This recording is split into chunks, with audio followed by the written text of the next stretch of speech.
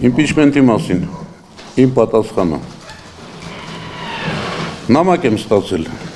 սկզբում ասում էին ուլտիմատում նամակ, պատասխանում եմ հրապարակավ։ Պարլամենտական երկրներում, որտեղ ուժերի հարաբերակցությունը պարբերաբար կարող է փոխվել, իմպիչմենտը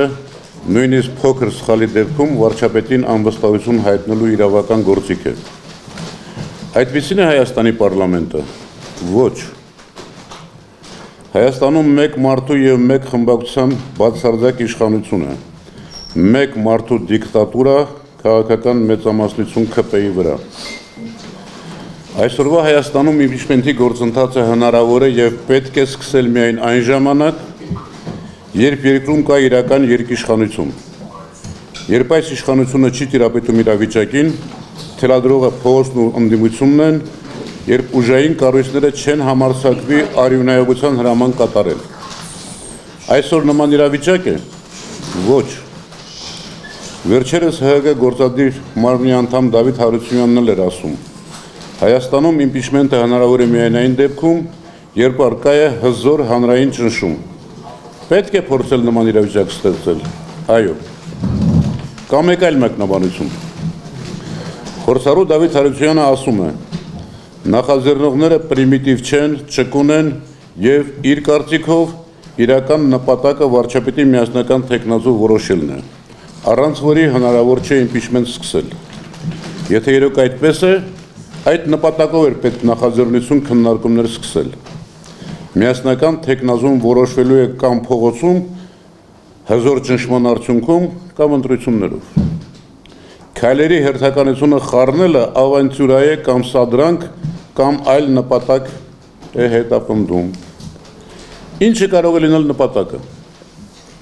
Փորձել շանտաժի ենթարկել Հայաստան խմբակցությանը, կամ ասեք իմպիչմենտի են գնում երկրորդ նախագահ Ռոբերտ Քոչարյանի թեկնածությամբ, կամ ընդունեք Ռոբերտ Քոչարյանը ձեր թեկնածուն չէ։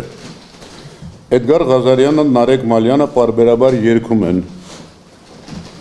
Ռոբերտ Քոչարյանը ռեսուրս չունի, ինձ հետաքրքիր է ումից եմ փոխարել այս միտքը, Ռոբերտ Քոչարյանը Հայաստան դաշինքի ղեկավարը չէ։ Ես հստակ հնչեցնում եմ Ռոբերտ Քոչարյանի անունը որպես վարչապետի թեկնածու Հայաստան խմբակցության կողմից, ասում է Էդգար Ղազարյանը։ Էդգար Ղազարյանը հանդիպել է երկրորդ նախագահներին Բագրատ Սրբազանին։ Մամուլում Էդգարին հղումով հրապարակում եղավ, որ միայն երկրորդ նախագահը չի ողջունել հենց այսօր իմպիչմենտ սկսելու գաղափարը։ Հարգելի լրագրողներ, հաշվեք, ես գիտեմ, չգիտեմ նախագահների հետ զրույցների բովանդակությունը։ Երրորդ նախագահը ողջունել է հենց այսօր իմպիչմենտ սկսելու ծրագիրը։ Թող Էդգարը ասի, եթե ասած ողջունել է, ես առաջարկում եմ պատիվ ունեմ խմբակցությանը սկսել թեկնածուի անուն տալ։ Ասում են թող Հայաստան դաշինքը առաջարկի Ռոբերտ Քոչարյանի թեկնածությունը, պատիվ ունեմ է Արթուր Վանեցյանի։ Արթուր Վանեցյանը ինչ կապ ունի պատիվ ունեմ խմբակցության հետ։ Իմ համոզմամբ ստորակետ Հայաստան խմբակցության առաջնորդը երկրորդ նախագահն է, պատիվ ունեմինը երրորդ նախագահը։ Ինչու եմ խնդիրն այսպես ձևակերպում։ Հանրապետական մեր գործընկերներից այսօր իմպիչմենտ սկսելու բազմաձայն հավանություն տվողներ կան։ ՀՀԿ-ում դերակատարում ունեցող հարգելի Արտակ Զաքարյանը ասում է. իմպիչմենտը հնարավորություն կտա ապագա կառավարությանը չեղարկել այսօրվա իշխանության որոշումները, բացի դրանից ընդդիմադիր թևերին միավորման կտան։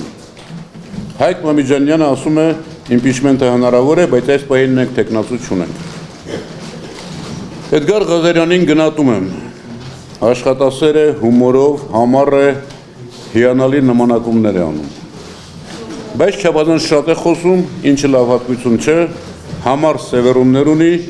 ինչը ևս լավ տեղ չի տանում։